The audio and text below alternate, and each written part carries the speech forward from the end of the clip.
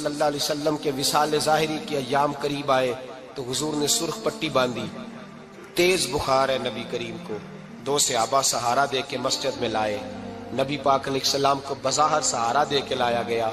کریم رسول نے لوگوں کو جمع کیا، حضور آج کیا ہونے والا ہے، آج کیا کہا جائے گا، آج کس لیے میٹنگ بلائی ہے؟ نبی کریم کے کل صحابہ جب مسجد میں جمع ہوئے تو کھچا کھچ مسجد بھری ہے۔ وصال ظاہری سے چند یوم پہلے کی بات، نبی پاک نے فرمایا آج تمہیں کوئی جہاد کی ترغیب نہیں دینی، آج کوئی نیا پیغام نہیں دینا، آج تمہیں بتانا ہے کہ رب نے اپنے بندے کو اختیار دیا ہے، چاہے تو دنیا میں رہے، چاہے تو اس کی بارگاہ میں حاضر ہو جائے۔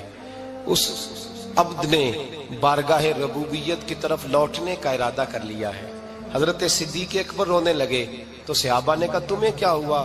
کہنے لگے سمجھ نہیں رہے، کسی کی بات نہیں کر رہے، نبی پاک تو اپنی بات فرما رہے ہیں، اس نے جانے کا ارادہ کر لیا۔ سنیے میرے بھائی، محبوب پاک نے فرمایا بھائی کسی شخص کو میری طرف سے کوئی تکلیف پہنچی ہو تو بدلہ لے سکتا ہے، بدلہ لے سکتا ہے، کسی کو تکلیف پہنچی ہو۔ صحابہ پھوٹ کے رونے لگے، محبوبہ کرم ہی کرم ہوا ہے، رحمت ہی رحمت آئی، آپ کے بارے میں گمان کرنے والا بھی دائرہ ایمان سے نکل جائے گا۔ حضور آپ کیا فرما رہے ہیں؟ فرمایا نہیں بھائی اٹھو۔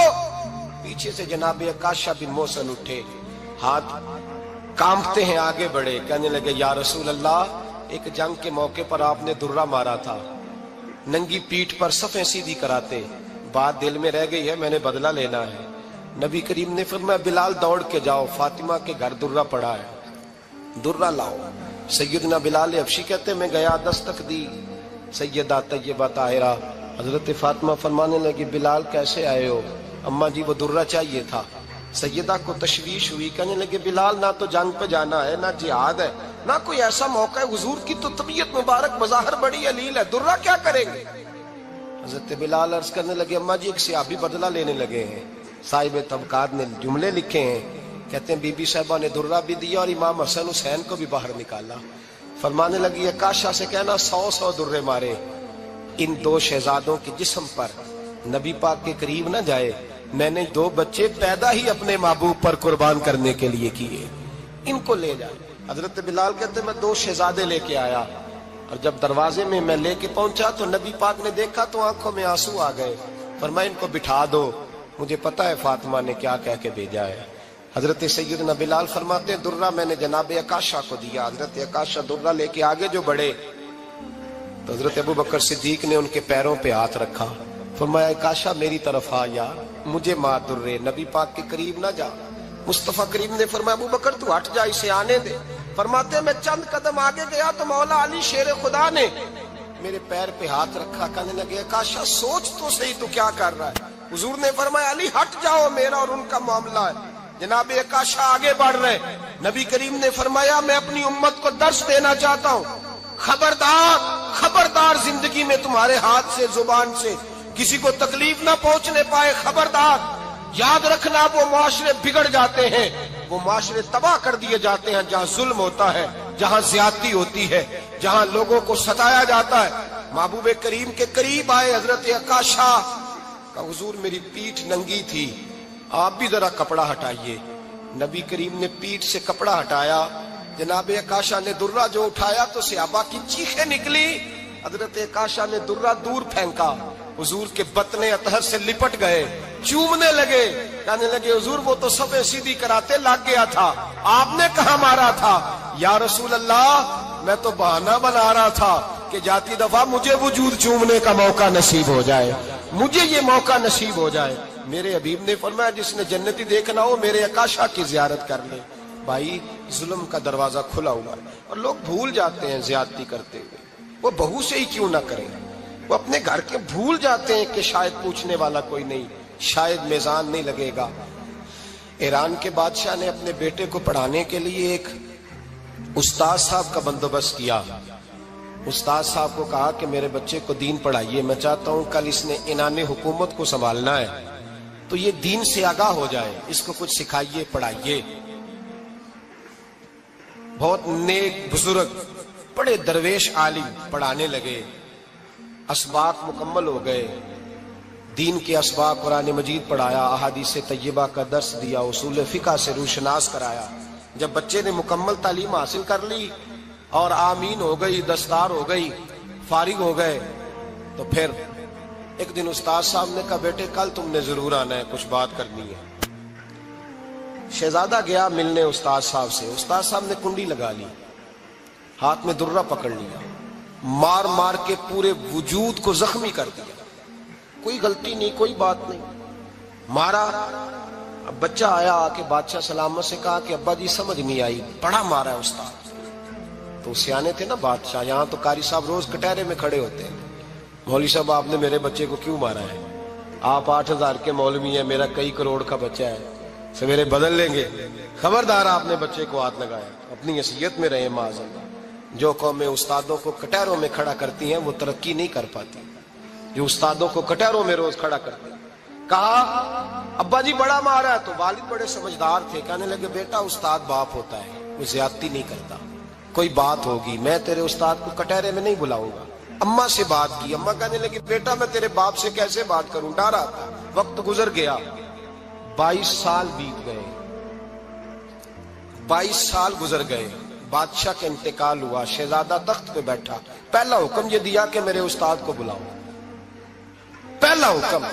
استاد جی بوڑھے ہو گئے تھے، چھڑی کے اوپر ٹیک لگا کے آئے اور بھمیں سفید ہو کے جھک گئی تھیں، یوں آنکھ کھول کے بڑی مشکل سے دیکھا، کہنے لگے شہزادے حکم ہو۔ کب میں شہزادہ نہیں، اب میں بادشاہ بن گیا ہوں۔ استاد جی 22 سال بیت گئے، آپ نے مارا تھا، پر وہ درد چونکہ زیادتی کی تھی، میرا قصور کوئی نہیں تھا، تو نہ میری روح سے درد گیا ہے نہ میرے جسم سے گیا ہے، میں بے اختیار تھا، پوچھ نہیں سکتا تھا، آج با اختیار ہوا ہوں۔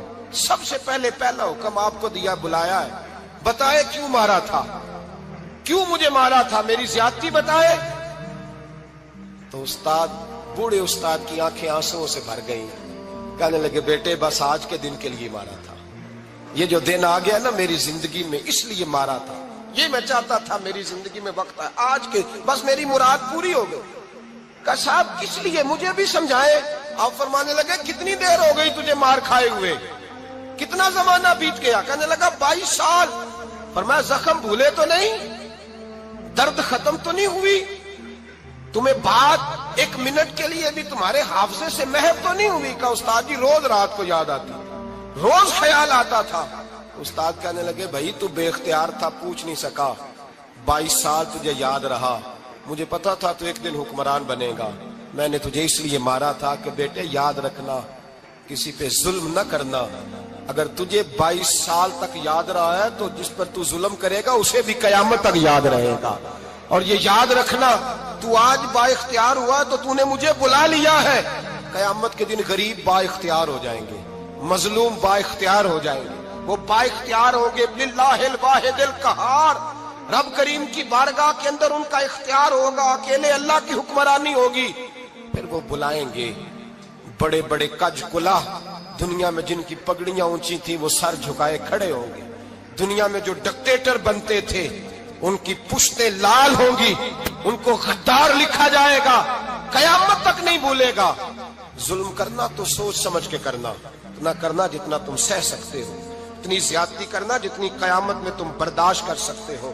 میرے نبی کریم صلی اللہ علیہ وسلم نے فرمایا ظلم سے بچو، یہ قیامت کے اندھیروں میں سے ایک اندھیرا ہوگا، زندگی میں زیادتی نہ کریں، اگر تھوڑی دیر کے لیے کوئی چیز برداشت کر جائیں گے تو وہ فائدہ دے جائے گی، کچھ دیر کے لیے اگر سہ جائیں گے تو نفع مل جائے گا، سہنے کی کوشش کریں لیکن زیادتی نہ کریں، نظر کو، سوچ کو، ذہن کو پاک رکھیں، اور میرے بھائی زندگی پوری ظلم سے بچیں، زیادتی سے بچیں۔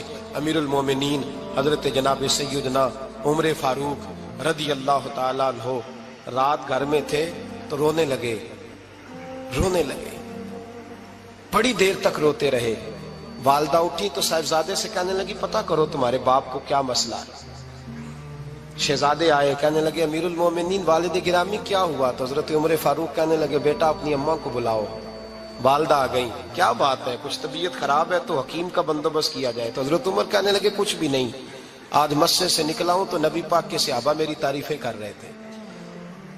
یہ حضرت فاروق اعظم کے وصال کے قریب کے دن ہے، تعریفیں تو حضرت یہ رونے کی بات ہے کہ خوش ہونے کی؟ آپ فرمانے لگے نہیں، سوچتا ہوں बाहर तो मैं अच्छा रहा हूं, पता नहीं घर में ही कोई ज्यादती ना हो गई हो, पता नहीं तुम्हारे साथ भी मेरे मामला ठीक थे कि नहीं। सहाबा तो तारीफ करते हैं, रो रहा हूं तुम्हारी वजह से ही ना उलझ जाऊं, बीवी ही ना कहे मेरा हक ही अदा नहीं किया। ये लफ्ज कहते कहते पहाड़ है ये शख्स, कैसर किसरा कांपते हैं। हजरत उमर रो पड़े, बीबी से कहने लगे मुझे अल्लाह की रजा के लिए माफ नहीं कर देती, मेरे ऊपर बोझ था उम्मत का, मैं सारी रात मदीने की गलियों में फिरता था, दिन सारा मस्जिद में गुजरता था, मैं तुझे वक्त नहीं दे पाया, माफ नहीं कर देती।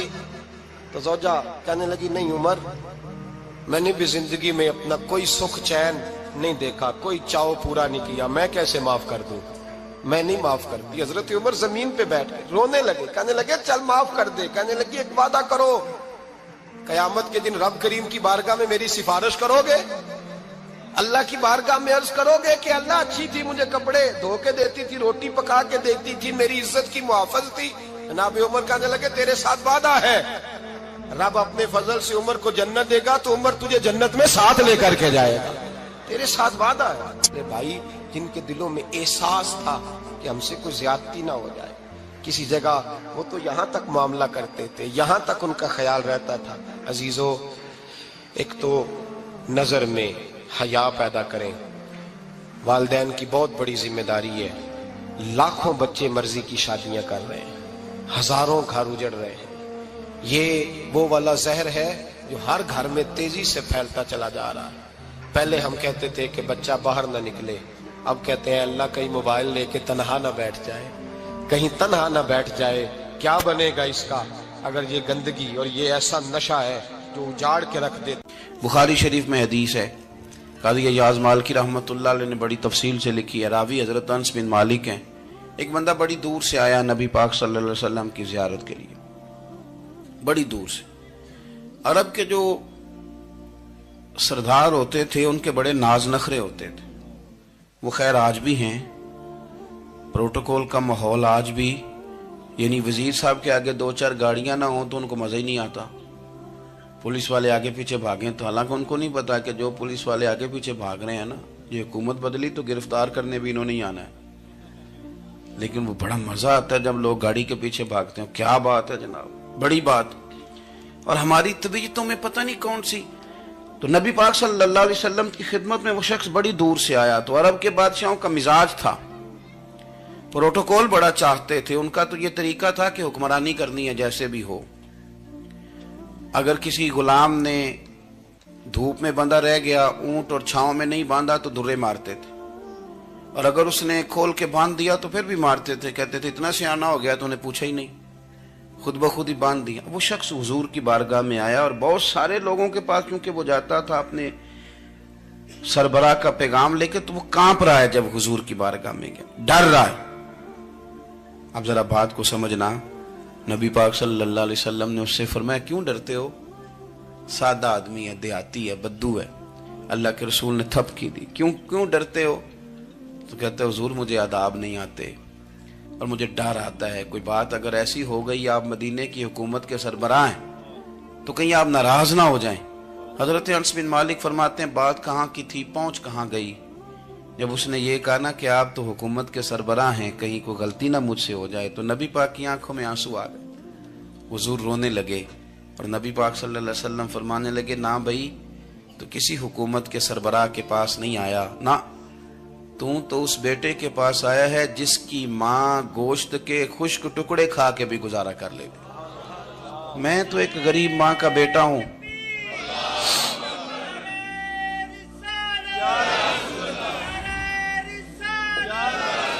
भाई अगर आपका ये ज़ौक बन जाए, देखो ना आज तो लोग भूल जाते हैं ना, कपड़े बदल लेते हैं तो वो समझते हैं कि शायद सारा कुछ ही बदल गया, यानी गांव से आकर पढ़ने वाले भूल ही गए हैं कि किसकी माँ ने कितना जेवर बेचा।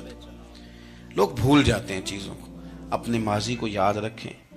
आप लोगों के साथ प्यार करें, आप लोगों को मौका दें, आप थोड़ी सी और कोशिश करें उस शख्स तक जाने की जो आपको मायूस नजर आ रहा है, परेशान नजर आ रहा है। ये हमें मिलाद वाले महबूब सल्लल्लाहु अलैहि वसल्लम ने दरस दिया। एक और पहलू, हुजूर सैयद आलम सल्लल्लाहु अलैहि वसल्लम ने, हमारे यहाँ ना अभी भी बरादरी की तकसीम है, अभी भी, اور کچھ میں نے ایسے کمزور لوگ بھی دیکھے. یہ اس طرح کی حرکتیں ہارے ہوئے لوگ کرتے ہیں.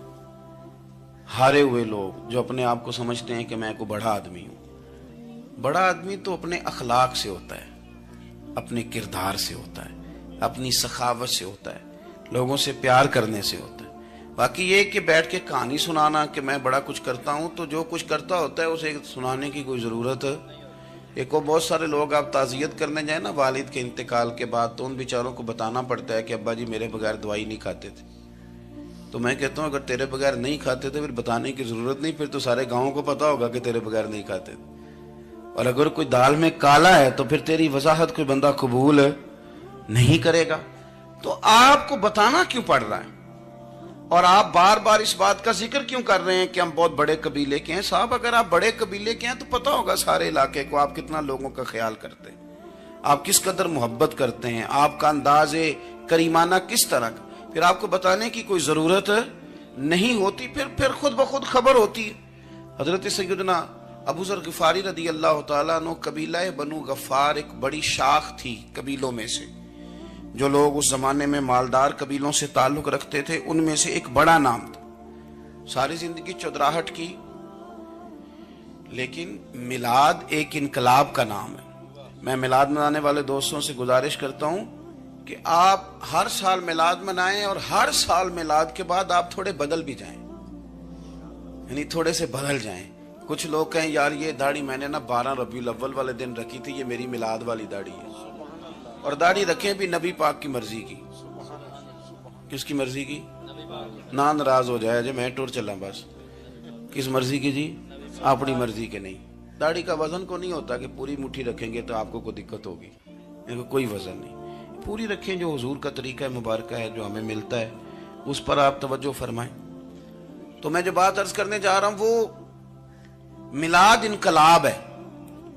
حضور سید عالم صلی اللہ علیہ وسلم کی بارگاہ میں آنے سے پہلے لوگ کچھ اور ہوتے تھے, اور یہاں سے ہو کے جاتے تھے تو پھر ان میں تبدیلی آتی تھی. میں سارا دن کرامتیں سناؤں نا کسی کو اپنے پیر صاحب کی اور اپنے گھر میں بھی کہ میرے حضرت بڑے, میرے استاد بڑے, لیکن بیوی کے ساتھ اگر میں ترش لہجے میں بات کروں گا تو وہ کہے گی یہ سکھاندے نے تینوں پیر صاحب. دوست کہیں گے یہ سکھاتے ہیں آپ. تو آپ کی کہانیاں نہیں چلتی, آپ کا کردار چلتا ہے. حضرت ابو ذر غفاری رضی اللہ تعالیٰ عنہ فرماتے ہیں چونکہ میں چودھری تھا, سیدنا بلال حبشی رضی اللہ تعالیٰ عنہ کے پاس میں بیٹھا تھا. کسی بات میں بات آگے بڑھی اور بڑھتے بڑھتے بات شکرنجی تک چلی گئی. رائے کے اختلاف نے باتوں میں تلخی پیدا کر دی, اور جب تھوڑے لفظ اور تیز ہوئے تو میں نے انہیں کہہ دیا چپ کر, تو ابشن کا بیٹا ہے. کس کے بیٹے تھے حضرت بلال؟ کہتے ہیں جب انہوں نے مجھے کہا تو میرا دل بڑا ٹوٹا, لیکن میں نے ارادہ کیا کہ میں نے حضور کی بارگاہ میں نہیں عرض کرنی. اب ہر بات کی ہم حضور کی بارگاہ میں شکایت کریں. لیکن میں جا کے مسجد میں بیٹھا, اور جب سرکار آئے نا, ارادہ نہیں تھا کہ عرض کروں گا, لیکن حضور کا چہرہ دیکھا تو دکھ میرا خود ہی تازہ ہو گیا. رونے کا بھی تو تب ہی مزہ آتا ہے نا کوئی اپنا ملے تو. فرماتے ہیں کہ میرے آنسو نا بغیر اختیار کے چھلک پڑے, اور میں کھل کے روئے, کھل کے. قربان جاؤں محبوب کے بھی حضور نے پاس نہیں بلایا, بلکہ نبی پاک اٹھ کے خود میرے پاس آئے اور مجھے کندھوں سے پکڑ کے سینے سے لگایا. اور جب میں کھل کے رو لیا تو حضور میرے آنسو پوچھنے لگے. کچھ شعر ایسے ہوتے ہیں جو کسی نے کہے ہوتے ہیں, اور کہنے والا جو ہوتا ہے وہ صاحب حال ہوتا ہے, تو اس میں کچھ خوبصورتی زیادہ ہی ہو جاتی ہے. ایک پنجابی کے شاعر ہمارے گجرات میں گزرے, بزرگ تھے, ان کا ایک شعر ہے, وہ کہتے ہیں ایک واری میری آنکھیاں چوں اونا نے اتھرو پونجے سن. ایک واری میری آنکھیاں چوں اونا نے اتھرو پونجے سن, ہن تے چسکا پہ گیا رونے دا. ایک واری میری آنکھیاں چوں اونا نے اتھرو پونجے سن, ہن تے چسکا پہ گیا رونے دا, تے ہر ویلے آہو زاری دا. تو میں روز رونے لگا ہوں, مزہ ہی بڑا آیا ہے جب سے محبوب نے چپ کرانا شروع کیا میرے عزیز. اور پھر حضرت بلال حبشی رضی اللہ تعالیٰ عنہ چونکہ حضور کے غلام تھے, اور انہیں پتا تھا کہ سرکار میری ناز برداری کرتے ہیں, حضور نے چپ کرایا. فرمایا کیوں روتے ہو؟ تو عرض کرنے لگے یا رسول اللہ صلی اللہ علیہ وسلم, اگر میں ابشن کا بیٹا ہوں تو میری تو غلطی کوئی نہیں نا, یہ تو تقسیم اللہ کی ہے نا. الذی خلقک فسواک فعدلک فی ای صورت ما شاء رکبک. جس طرح وہ چاہتا ہے، جس کو چاہتا ہے اس طرح کی اس کی صورت بنا دیتا ہے. تو مجھے